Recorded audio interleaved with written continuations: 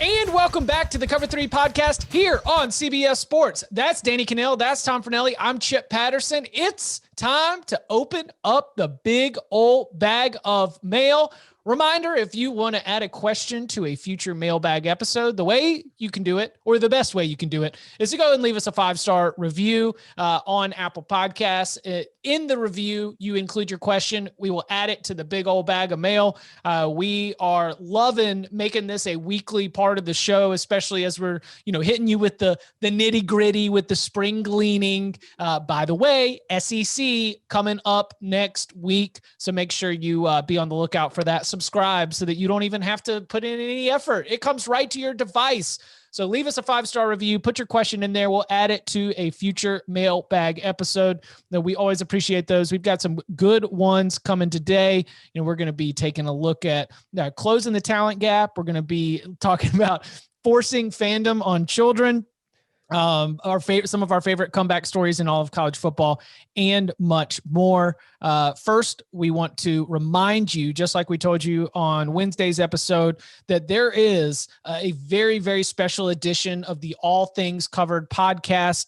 Right now, it's available. All Things Covered is our friend B-Mac, Brian McFadden, and Patrick Peterson linking up, and their guest this week is Nick Saban. Nick Saban weighs in on the potential of an 8-team playoff, his own coaching future, and a little bit of memory lane, going back, telling some stories, and an evaluation of what he looks for in a successful quarterback. So if you're thinking about Mac Jones, your favorite team might have a top 10, top 15 pick. Make sure to go check that out. Again, All Things Covered with Patrick Peterson and Brian McFadden, available on all podcast platforms and YouTube.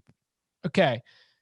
We have, it was kind of a wild, kind of a wild twist as on the just quick news and headlines. I said, okay, Ohio State and Duke are among the early spring practice pauses that we have. And then the basketball team pulled out of the ACC tournament. We don't have to connect those two necessarily, but they certainly have been on my mind as we've been trying to handle the breaking news and make our adjustments on the college basketball side. But as we are starting to see some of these pauses with spring practice, are you concerned about the disruption? Do you think we should factor it in as part of the way of going about business is going to happen, just the way it was in the regular season? Does it raise to any level of attention for you as more and more teams are beginning to jump into spring practice right now? I mean, I think it's a legitimate concern. I think that we'll probably see, it probably won't be the last disruptions we see. I don't think it'll be, or I hope at least it won't be drastic as far as widespread, because I think that everything's kind of heading in a direction where everything seems to be winding down. Vaccinations are becoming more and more prevalent. More people are getting them. We're all heading in the right direction for being able to get all this stuff in. And we're heading, like, even in Chicago, like there had been, which has been very kind of stringent on all of this stuff throughout the whole thing. Chicago's even announced that, when the Cubs and White Sox open in April next month, there's going to be fans allowed at the stadium, which is a huge sea change in just the way that this state has approached things. And I think that's an indication of just the way things are going in general. So I'm optimistic that, we're going to see some stoppages. We're probably going to see some delays. Maybe some schools have to push practices back a few weeks. But I don't think it's going to be a problem where we're seeing schools get their spring practices completely wiped out. That to me is the critical point here, because there are a lot of schools that need to have spring practices, whether you're, Ohio State trying to figure out who's following up Justin Fields, Texas trying to, implement a new offense for Steve Sarkisian, wherever you are, where last year you canceled and we have no idea what's on the horizon. How long is this going to go? And and then finally we're going to shut down. We're not going to have spring this year. Yeah, you'll see pauses, but I think this is one of the advantages of having been a year into this, having already gone through an entire season where teams have dealt with pauses before. So they kind of know that the windows of time they have to quarantine guys, to keep them separate. and to kind of how to get through these rough patches as it pertains to COVID-19 so that you'll still get your 15 practices. That might be a pain in the neck for some schools, and it might break, cut into some guys' semesters. It'll make it drag out longer, which isn't fun for the players. But as far as the work that needs to be done and the practices, they'll get done. I think that's the thing I'm most confident in. But yeah, we'll see more pauses than just these first two. Yeah, I just want to see everyone get 15. I think it's huge, like you said, and there will be specific micro instances of maybe there being a certain position battle where a player, can't get out there because they test positive for COVID. They go into protocol, and so they miss out on the opportunities to get those reps. Those are going to be things that are going to be probably popping up here and there all throughout college football. But as long as we are able to get all of the college football teams with their 15 practices in, then I at least am happy for those coaches. I guess Danny, did you like spring practice?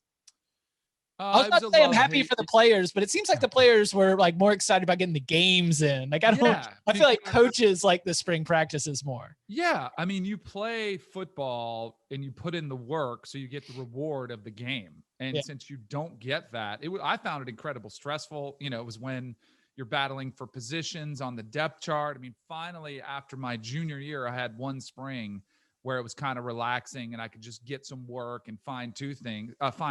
Going into my junior year, I was trying to win the starting job.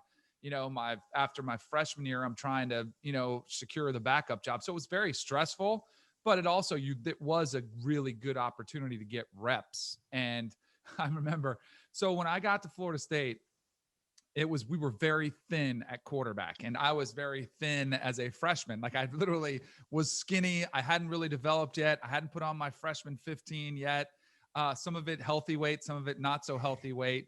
And so I was in a green jersey from day one, the minute I stepped on campus. Now, green jersey at Florida State, man, you were off limits to contact. I had played at a small 1A school in South Florida where the biggest guys I was playing against, I was probably bigger than them. So I never really got hit that hard. And Mark Richt used to like taunt me. He'd be like, you're going to have to get hit one day. And he's like, that green jersey's coming off sooner or later. And I was like, kind of like, like, I can't take it off me yet because I was one play away from playing and we didn't have a lot of depth at the position. So I remember he got his revenge on me because that first spring, he was like, oh yeah, the green jersey's coming off. And I got wrecked. Like, and there was NFL talent all over the field. Non-contact, too frail. Yeah. I mean, it was not like once the jersey came off, you were live. Like it was taking you to the ground. I mean, I got hit harder in those spring practices, maybe than any game in my career at Florida State. But to my point, it was good for me. Like I needed to feel that. I needed to know that I could go through it. So yeah, different experiences for everybody in the spring.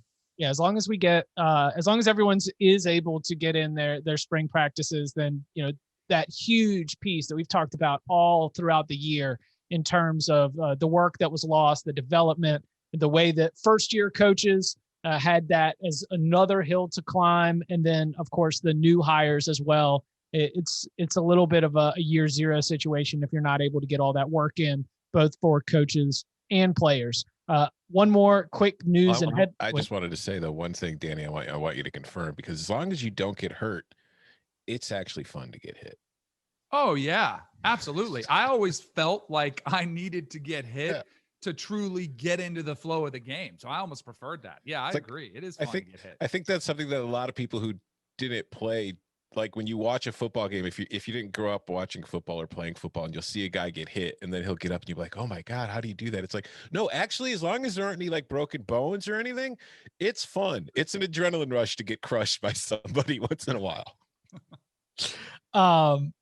All right. So one more piece of news. Jeff Long is out as Kansas's athletic director. We talked about it first, addressing the story at the beginning of the week, emergency podcast for Les Miles being out. And then as we followed it up, this is the next natural progression of the situation.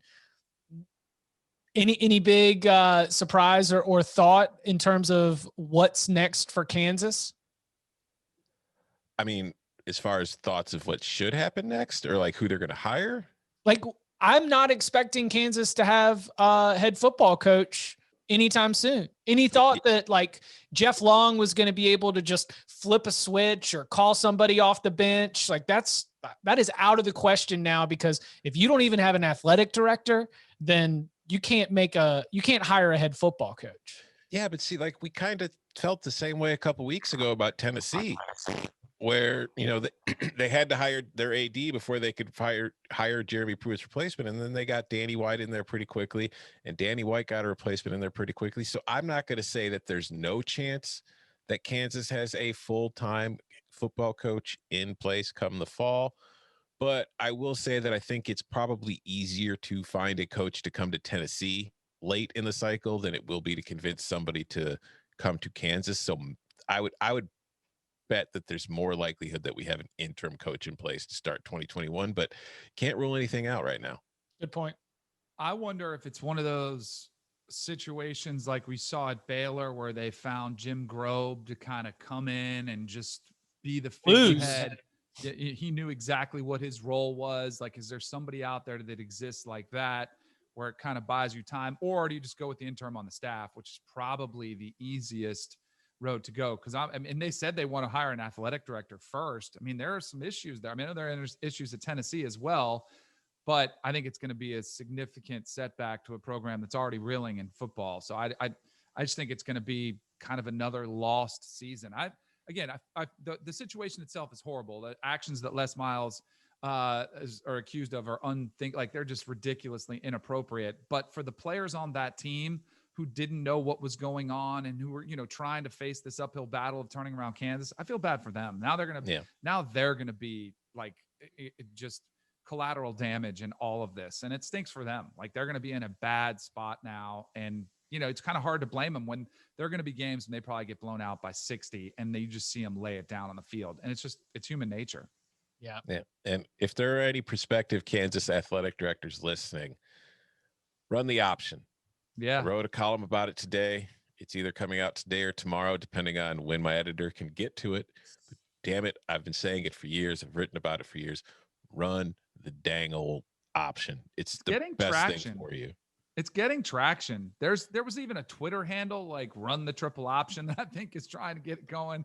Like there's some people out there. There's a movement that you started, Tom. So maybe it happens. It has been nice to watch grow, because I mean, Chip, you could attest. I've been arguing this for schools for years, like smaller Power 5 schools that are at the bottom tier of their conference, who aren't the blue bloods, who can't recruit to the level, who, like Kansas, are located in an area of the country where there isn't a bunch of talent. Like I wrote in my column today, since 2010, there have been 19 four-star recruits in the state of Kansas coming from the high school and JUCO ranks, like home state.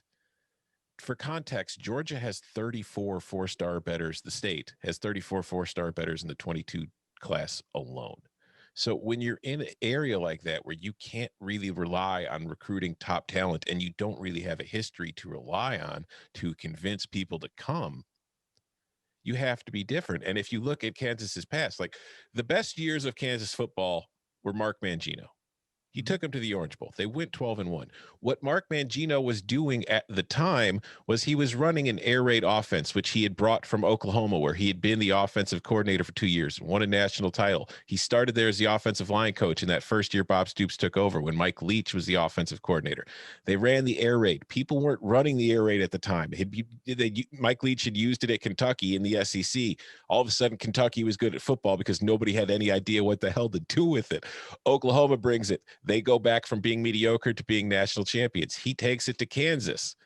They go 12-1. They reach the Orange Bowl. Now the air raid and the spread offense is prevalent, so you have to pivot. Go back the other direction. Run the option. Be different. Cause problems. Give your opponents something to think about when they see Kansas on the schedule besides, oh, okay, well, that's a win. Yeah. Without a doubt. It's a movement.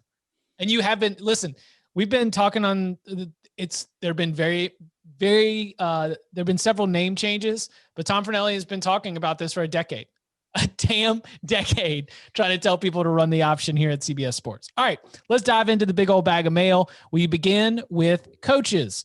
This question comes from Sun Devil David. Trying a mailbag question one more time since they skipped over my question last time.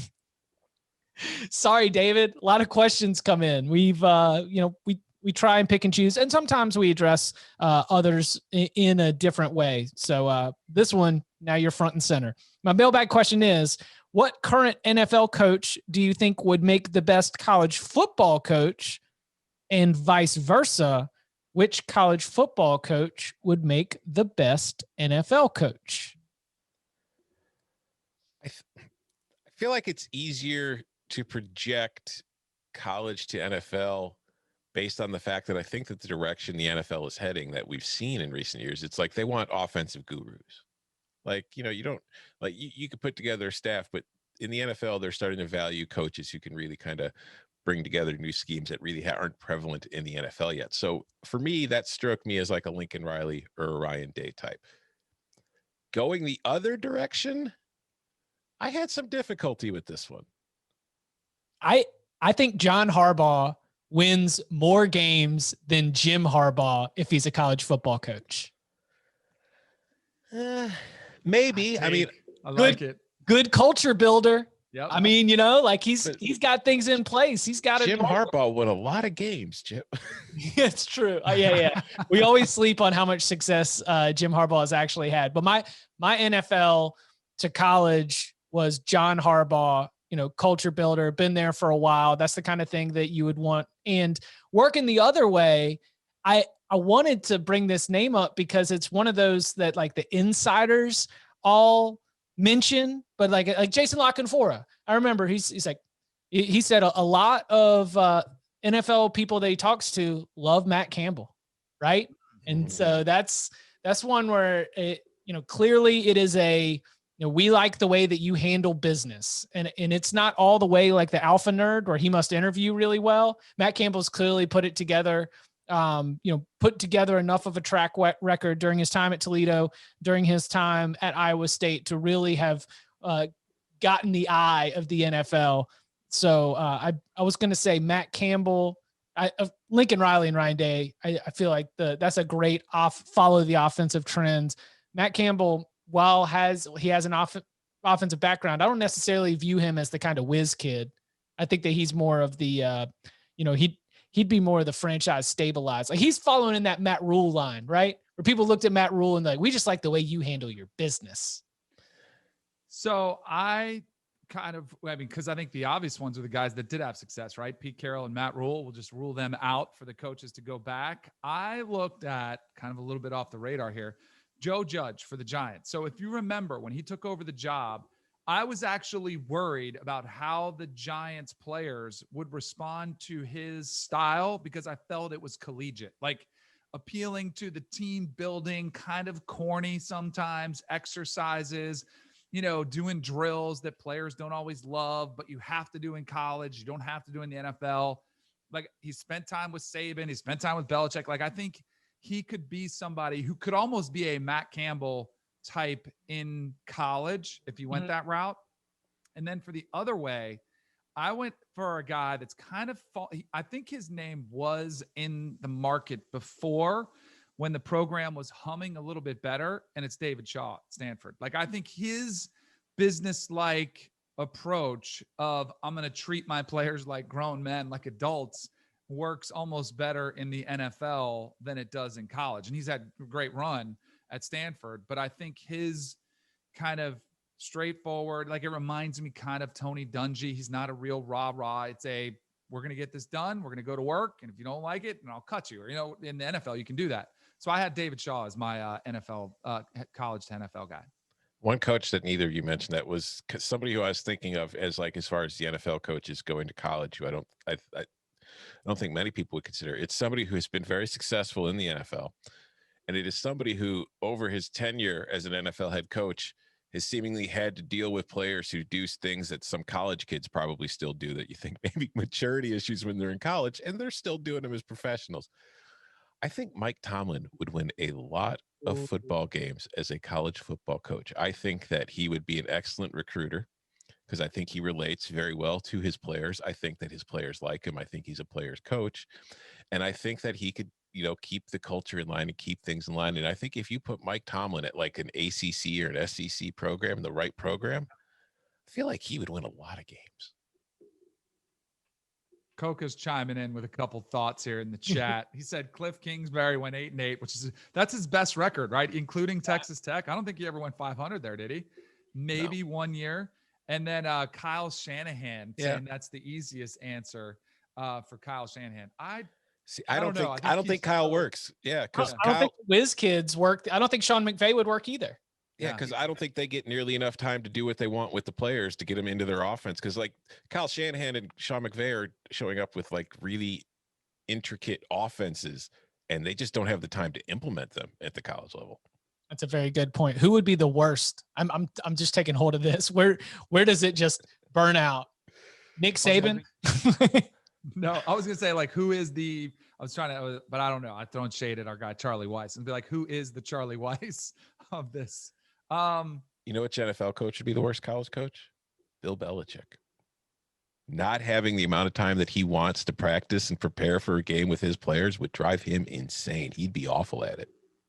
Football really is where like the goat is the goat. Like the streams can't cross. Like Saban tried to go to the NFL, didn't work. Like Belichick couldn't come to college. It just wouldn't work. Pete Carroll did it. Like Pete Carroll did it with tremendous success. I think it is personal kind of the way you can relate to people. And sometimes you can just relate to anybody. Sometimes it's either you only relate to professional or you only relate to amateur or a certain age group that's really going to buy into that motivational tactic that you have to use in college, that NFL locker rooms sometimes look at you and roll their eyes. Like, but your ability to do that at both levels is pretty special. Like, I think it's where Pete Carroll is probably underrated for his success he had at both. And I know there's some people saying, well, look what he was doing at USC.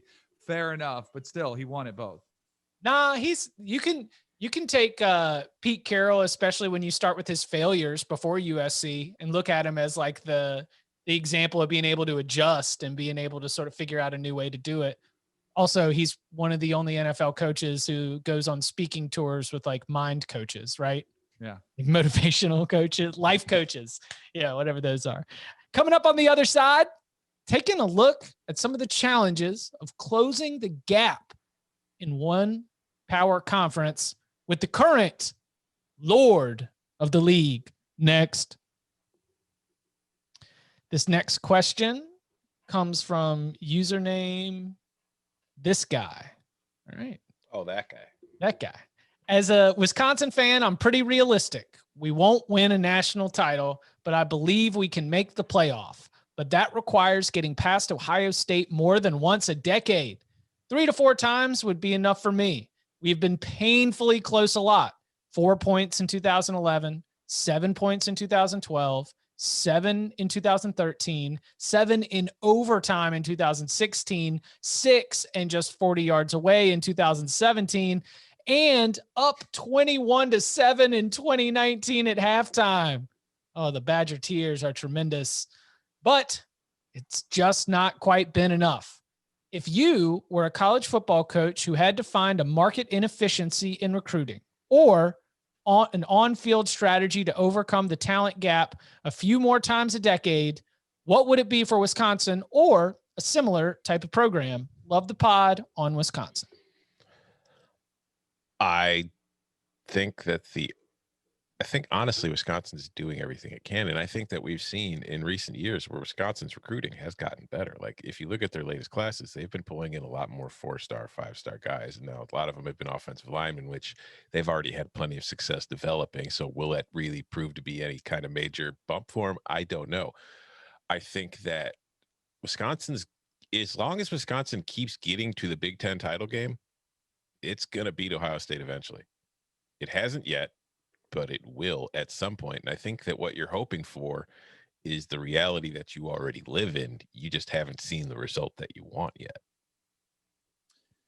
I still think Paul Chryst is one of the most underrated coaches in the country because of the consistency with which they win. If you want to close the gap with Ohio State, you got to start paying guys. Now, hear me out, because that may sound like a slight at Ohio State, which, hey, they do get some of the best recruits in the country. And this is one of the programs that I think may benefit from name, image, and likeness, like a program that probably does it the right way. Now, granted, it's harder. They don't have the run that Ohio State has. So whether Ohio State's doing above board or not, they'll be paying people too when it's open season and everybody can. But maybe there's an opportunity for them in a football crazy town. It's a great atmosphere. People love their football, where all of a sudden there's an opportunity to capitalize on something that's never been able to be capitalized on before. And a player says, you know what? Maybe I can go to Wisconsin and I can make an extra 50 grand or whatever the number is, 25 grand, whatever it is. And maybe they can close that gap by getting a guy or two. I mean, when they had Russell Wilson, they were a player. Like, and that does seem, and it's such a cop-out, easy question, but look at the difference at some schools. Look at Texas A&M when they had Johnny Manziel and how quickly they rose to taking down Alabama. And then when he was gone, how kind of quickly they stepped back to being good and like a little above average, but not that good.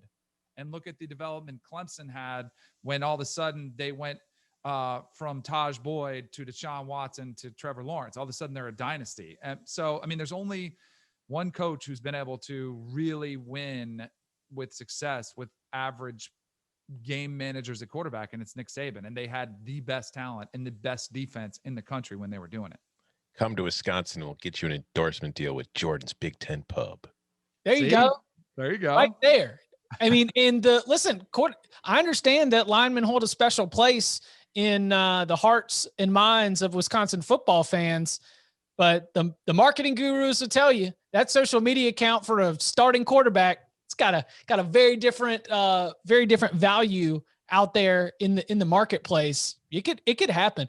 Danny, I like that you're starting to already formulate like the name, image, likeness. I feel like we've really come a long way where now you're like, all right, it's here, it's coming. Now let's get into like what's going to happen next. Right. Well, and by the way, what I suggested is not going to be allowed, right? I mean, you can't, the school can't broker it. So it's not like they can have a recruiting department that says, yeah, let's make sure these recruits, but you know, you can figure it out maybe through the transfer portal too. If there's a quarterback who might be unhappy, he lost the job at Ohio State and he was a 4-star and he lost out to a 5-star. Maybe that's where you get it. Who knows? Maybe it's Graham Mertz. Maybe he's already there. You don't have to wait for that, but they do need a game changer there. I've come around full circle. Same thing on transfers. You would have talked to me 5 years ago on transfers. I'd have been like, these kids are scared. They don't want to compete. What if I take my ball and go home? And now I'm to the point where let's flip it and look at the way programs have, because I guarantee you coaches would have approached that the exact same way. I can't stand it. I fight tooth and nail to go against the transfer rule, like getting just opened up with no penalty. Now coaches are like, it's coming. How do we make our program better? We go after those transfers. So I'm kind of taking the approach that coaches are now too. Yeah, it's pragmatic. It's practical. We can't just sit here and kick and scream all the way across the finish line. And I agree.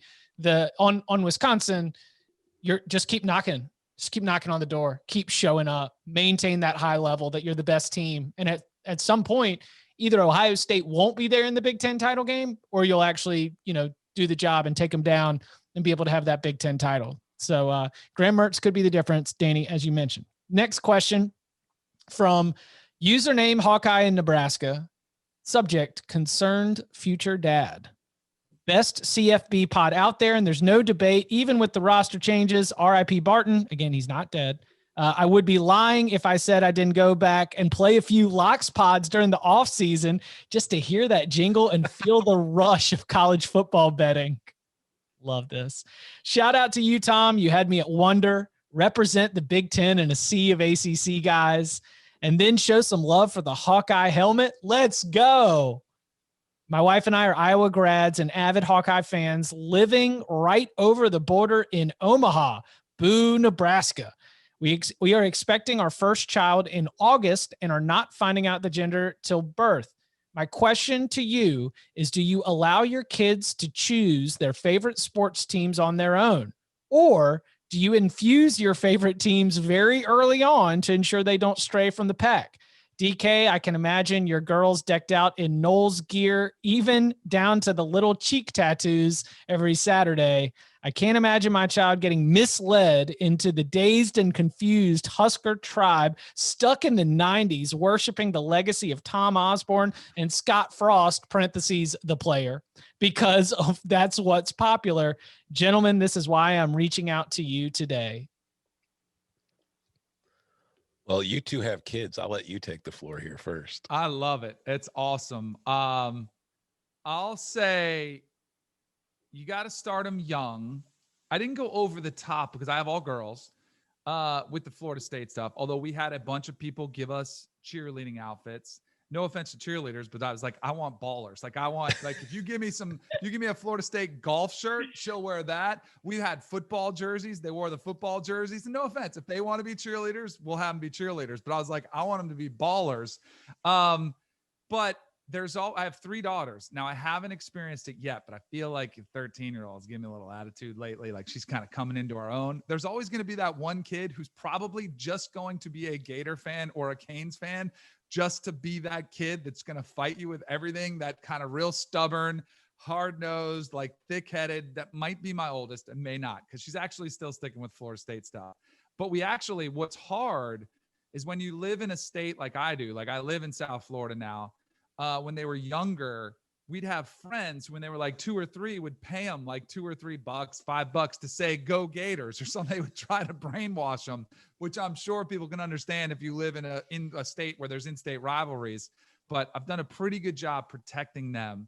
And I took them to the Rose Bowl, which was actually tough because I took them to the Rose Bowl when Florida State got beat by Oregon. And it wasn't close.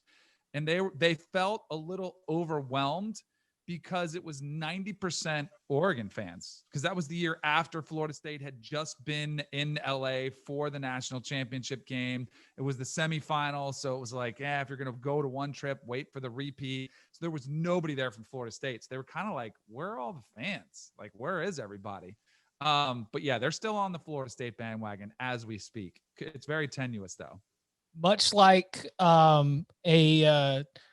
much like a father who is prepared to get way too involved in recruiting and break some NCAA rules, my son's early fandom interests are available for bribes.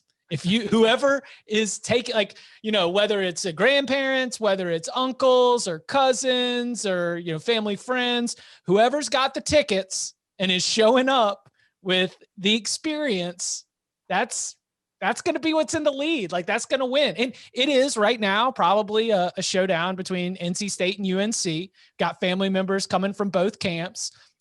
Covering college football, there's a limited amount of hanging out at the game that I can do. But, if you want to come and offer tickets to my son, then yeah, you're probably going to get a little bit further on down the road to getting his commitment of fandom. When it comes to the forcing fandom, I'm probably just coming hard with the Carolina Hurricanes. That's all. See, I would indoctrinate. You would? Yeah. I mean, it's like they're your kid.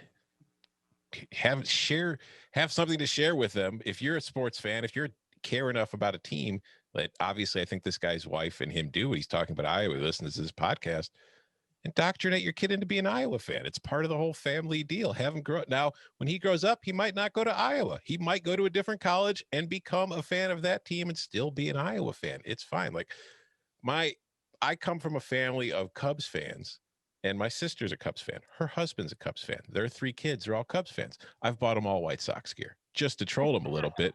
But my nephew Jake is in Little League, and he plays in a Little League in the suburbs where the White Sox sponsor the league. So therefore, every team in the league is the White Sox. They're just a different color variation of it with the White Sox logo. So he plays for the Green Sox, and it drives him nuts. He hates it because he's a Cubs fan. I hate the White Sox. When I bought him a White Sox hat, he was like, oh, he threw it. He's like, this is garbage. I don't want it. That's fun. Indoctrinate your kids. Make them whatever fans you want them to be. Give them, it's part of the whole family bond. If you're a family that cares about sports, and then when they grow up, they're going to choose on their own anyway. But when they're kids, keep them while you have them. I got a beef that I need you guys to settle for me because it's gone on for 20, 30 years now. Awesome. So I grew up in Fort Lauderdale, South Florida, where I had some buddies who were Hurricane fans. Now I have two specifically that I'm referencing that were massive Hurricanes fans, but didn't go to Miami. When I was at Florida State, and we were buddies, like we go back, we played T-ball together. They rooted against me. Like they wanted me to lose at Florida State. And it bothered me because I was like, we are friends. Like that should come before a rivalry. Like you should be rooting for me to succeed. And then when I'm done starting, you can go back to rooting for the Hurricanes. But while I'm here, like I took it personally. Like it's still a little bit awkward, something that irks me the wrong way. Is that acceptable behavior? Like we're talking high school buddies. Like we played baseball together. We go back. I mean, there's history. And it was like, that shouldn't be more important than the rivalry. It bothered me so much. That's 100% acceptable to me, because I feel like part of the whole male friendship thing is giving your friend crap at every single chance you can give. So like, honestly, like I grew up, the college teams I grew up rooting for, I followed the Big Ten close, and it was Notre Dame because that was just the more popular team in the city of Chicago anyway, with people who cared about college football. So like, had I had a friend who went to Michigan and was playing for Michigan and they were playing Notre Dame, I would totally intentionally root for Notre Dame just to piss them off. I mean, yeah, it's competition. It's smack talk. Like it's, if it comes, but it's not like the team it's me. It's not, it's me. It's your boy. Like, you're what are we still doing? my friend. I just don't want your team to win. That's all. What if I get benched and lose my job? Like, what if I don't go to the NFL? Like this could impact us for life. I would say that was one thing that changed when I started working in sports. Wasn't that I swore off fandom for any like ethics reasons. I just started meeting people who worked at these universities and they became my friends. And then I was like, oh, well, they're a nice person. They're pretty good. I'm a little bit less involved in hating every single aspect about said rival. Yes, that's the thing too. It's like I used to hate teams too, and I used to hate schools, and now I just can't do that anymore. It's like, once you see how the sausage is made, kind of like what you're saying, Chip, it's like, it's just a bunch of people doing a bunch of stuff, trying to do their best for the most part. I don't want anything bad to happen to any of them. Yeah, exactly. All right, this next question. Thanks, guys, for all the great content. You make the long rides to and from work more enjoyable each day. Question: with spring football just around the corner, one of the major stories will be that of Mackenzie Milton. Not only his attempt to bring success back to Florida State, but it would really be an incredible comeback stories. What are some of your favorite comeback stories in college football history, injury, or anything else? And what have you heard about Milton's status? Parentheses, assuming Danny would have a scoop. He's got to go back and listen to the off-season Knowles to Go that we did. What was it? Probably 3 weeks ago, because there was that booster event where I got to talk to Mike Norvell. He was extremely bullish on Mackenzie Milton, was excited about him working out with the team. It will be an incredible comeback story if he comes back and just starts. Like, who cares about? It's kind of like Alex Smith, what he did in the NFL. Like, you know, it was just an amazing story. That would be one of the better comeback stories of all time. I was trying to think about other ones, like Tua coming back to get drafted 5th overall from the Dolphins is incredible, but that's not really a college comeback story. I was trying to think, like, do you guys have any? I mean, Taysom Hill going out there on a broken leg. And that was incredible. The field is one of those incredible kind of, during a game comeback stories, but so are there other ones that you guys can think of where there was a nasty injury where somebody comes back from and it's a comeback story? Taysom Hill, a nasty leg injury at BYU. And he's obviously been able to return from that and spin it forward into become a thorn in the side of Saints fans everywhere. Spin it into, a full NFL career. And so, it was a leg fracture and it was a nasty injury. The other one, a little bit more recent, Amari Rodgers, I think he tore his ACL. He suffered a really bad knee injury in spring practice. And this is more incredible on the timetable because the man was back in like October of like the next season. So that was a wild return and recovery. And obviously he was one of Clemson's best wide receivers last year. That return from injury, I believe, was in 2019. I could be wrong about that. I'm sure Woody Whitehurst will let me know. Yeah, there's not a long list of guys who've had the severity of injury that Mackenzie Milton had.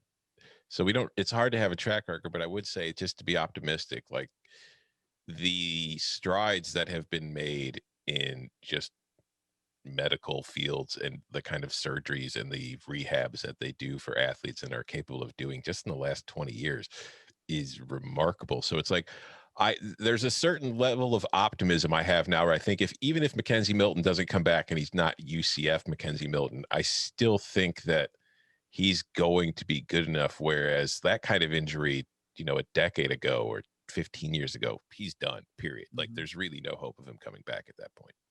No doubt. All right. This next one is from Lucas. All right.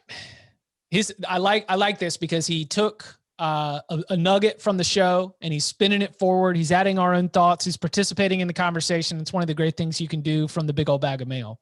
Lucas writes, been a Cover 3 listener since 2018, and what a ride it has been. Seeing the growth of the podcast from back then to where it is today has been nothing short of incredible, and it's a testament to the great job y'all do. Love listening to Danny's stories, and adding Bud to the show was a great move. We'll always miss Barton, but I know y'all four will continue to put out excellent content for years to come. Cover 3 podcast is a consensus 5-star college football podcast. Also, really enjoyed the Cover 3 500th celebration episode. Some great moments, but I will say my favorite Cover 3 moment of all time was Tom taking UCLA plus 18.5 against Washington State on one of the Locks pods in 2019. And then listening to Chip and Barton losing their minds trying to talk him out of it. Then the ending instant reaction pod of y'all watching the insane game live. It was an iconic Cover 3 moment. Question statement. I wanted to expand a little on an idea Danny mentioned a few episodes ago. I really liked his idea of moving bowl games to the beginning of the season. Here are my thoughts expanding on Danny's proposal. Number 1, expand the playoffs to 8 and make the New Year's 6 bowl permanent playoff games. Move all the other bowls to the beginning of the season. Bowl eligible teams that did not make the playoffs would be selected to bowl games at the end of the season and would play those bowls in week 0 or week 1 of the following season.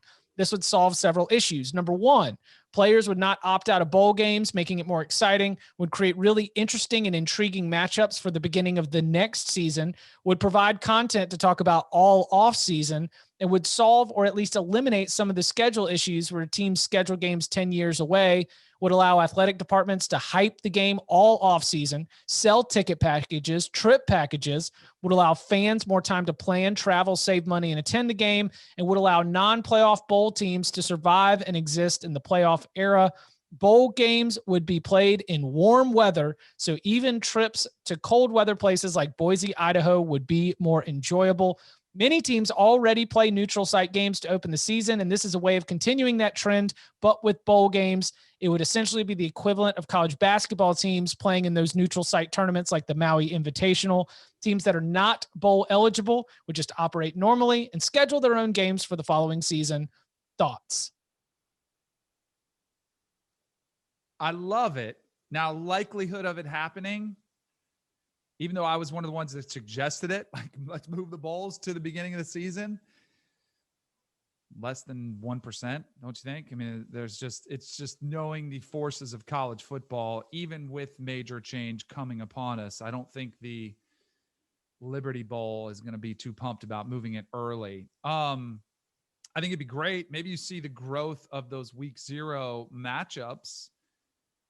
Maybe it takes place over a long time.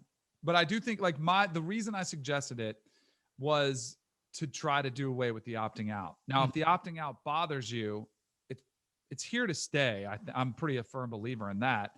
Players are still going to opt out for the last 2 games, then maybe the last 3 games, whenever their team is kind of out of the running for a conference title or whatever bowl, if there's not a bowl game, just when their season kind of goes to crap, there's going to be players that opt out. So I don't know if there's really any full protection from that, but I thought it was an intriguing idea to move those forward. And he's right with some of those, do you want to go to the Idaho Potato Bowl, in December? Or do you want to go in August when it's beautiful out there? But at the same time, do you want to come play at the Boca Bowl when it's 95 and humid and, players will be dropping like flies? So there's a give and take with some of the bowl restructuring to the beginning of the season.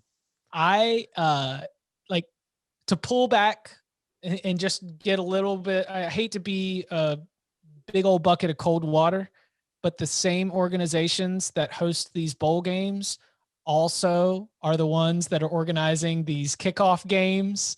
And why are you going to ask them, or these organizations be interested in having half as many games, right? Like the group that does the Duke's Mayo Bowl also does a Duke's Mayo kickoff game. And this year, that Duke's Mayo kickoff game has 2 games with App State and ECU playing as the opener, and then Clemson, Georgia as the headliner. They're not going to be interested in losing that opportunity and replacing it with the bowl game they're already hosting. So it's like we are going to see more bowl-like matchups at the beginning of the season, but they are going to be because of the opportunities for sponsorship, ticket sales, things like that. Yeah. Regardless of the chances of it happening, the one area that I'm very philosophically opposed to the idea is just that bowl games are meant to be rewards to the teams for their accomplishments during the season. Now, granted, you can make an argument that teams that went 6-6 probably don't really deserve that reward, but bowl games are rewards for the teams at the end of the year. If you move the bowl games to the beginning of the year, sure, players will be playing and not opting out, but half the players who played the season before, who earned the right for the team to be in the bowl game, can't play in that game because they've graduated or they've moved on to the NFL.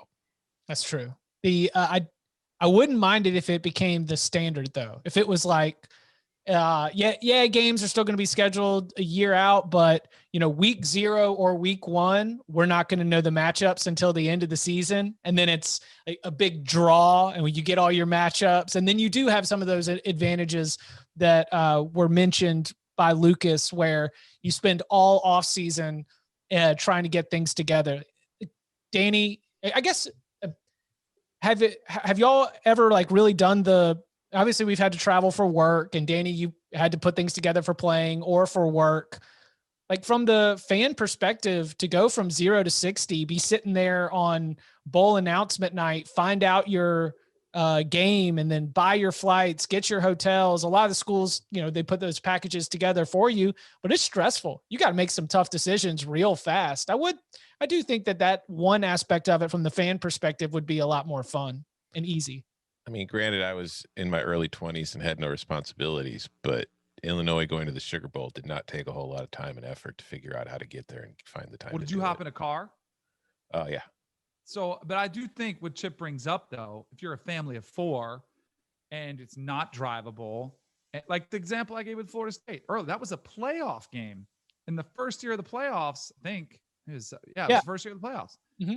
And they're Florida State, and I don't blame them. They're like, hey, we just spent $3,000, $5,000, whatever the number was, to bring my entire family out there to find tickets online.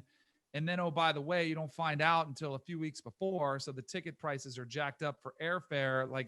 It is a significant cost. I'm always amazed at the sacrifice people make to get 2 games and the amount of financial commitment that it takes. But I do think it's something that we've seen the drop in attendance in the regular season at the home games for a lot of schools. I think it's something that should be considered for a lot of these schools. But unfortunately, the bowls don't really care about the attendance. Yes, it looks good on TV, but they're more important about getting the game on television so that people can watch it, because that's where most of their money's coming from. Gotta love bowl commercials. Bowl commercials are fantastic. Give me all of the Gildan sweatshirt commercials. I am a CEO you've never heard of, and you're not going to remember my name in 30 seconds. And I would like to thank you for watching the Gildan Bowl. The indoctrination that's happening right now with my son is watching crappy bowl games, European soccer, and a lot of college basketball. That's basically what's happening.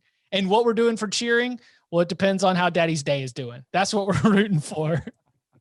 We're going to learn. Hey, we're going to learn our addition and subtraction based on hitting under 133.5 on the early games in MSG in the Big East tournament. All right. Final one. This one's from Patrick. Hey guys, I love the pod. I think Bud is the perfect replacement for Barton. I'm a huge BC fan, Boston College. wanted to ask if you think that Boston College could be a top 25 team by the end of next year. Also, you guys know Norlander and GP, right? Because Chip got mentioned on the Ion College Basketball podcast recently. Keep up the good work.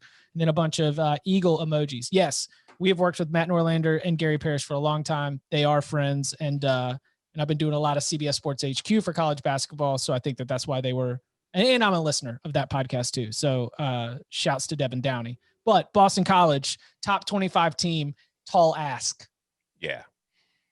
I look at Boston College as a top 40 team, right? You know, they're like a top half of college football, but maybe there's like, I don't think Boston College is going to finish the season in the top 25, but I think there's a chance that they could sneak in early in the season because, like, you know, they're coming off a good season. So they're going to have as much hype as reasonably can be expected for Boston College at a national level in a college football season. But they play Colgate to open. That's a win. Then they get UMass. That's a win. Then they get Temple on the road, and that's a very winnable game. But then they get Mizzou at home. And I feel like an SEC team, if Boston College can beat Missouri at home, start off at 4-0 with a road game against Clemson next week. So, you know, might be a little influence there to make that game a little more attractive. I think BC could sneak into the top 25 if they get off to a 4-0 start this year. That is their window of opportunity right there. That's where it is. So yeah, it's all downhill from there. Exactly. So many teams in the ACC look at their schedule like, if we can get into the top 25 before we play Clemson, when Clemson exposes us and makes us look like a bottom feeder, then we'll be good. Man, it wasn't that. I mean, I got in. The reason I went and looked this up, I was they have these ACC Legends classes that they do. I don't know why. I don't know what the purpose of it is. Just to name you a legend. They have like a banquet at the bowl game or at the ACC championship game. And I was at the ACC championship game. I think it was Boston College versus Virginia Tech. And I was looking up what BC finished. Like, when was the last time they finished the season in the top 25? In 2018, they were at 17, but they didn't finish there with Steve Adazio. They finished 7-5. Their strongest, they got to number 2 in 2007 with Matt Ryan, but they finished the season at 10. Long way to go to get back to there. But I do think top 25 this season is in play with that 4-0 start. Yeah, but you're not finishing the year. Like, the AP voters are only gonna make enough room for like 3, maybe 4 ACC teams max. So it's going to be tough to fight your way on up there. But as you know, if you listen to our ACC Atlantic Spring Gleaning, we have good feelings about Jeff Hafley, the future of the program. Phil Dracovic and Zay Flowers both back leading what should be a dynamic passing attack. You just got to get a little bit better at running the ball and a lot better at defense, particularly at the linebacker position. Is that right, Tom? If I remember correctly. Mm-hmm. So you've got your instructions, Patrick. Just take it to Coach Hafley, get it together, and take down Mizzou, and you'll at least be up in the you'll have at least a 2021 entry into your Boston College Eagles AP poll history. We've got